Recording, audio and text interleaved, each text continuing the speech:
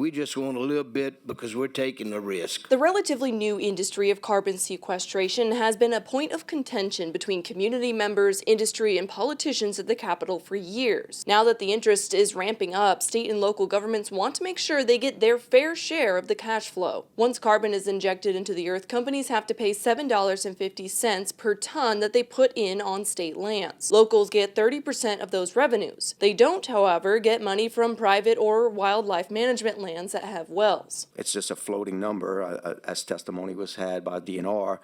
It just depends on the agreement and where it is and the company that wants to pay it.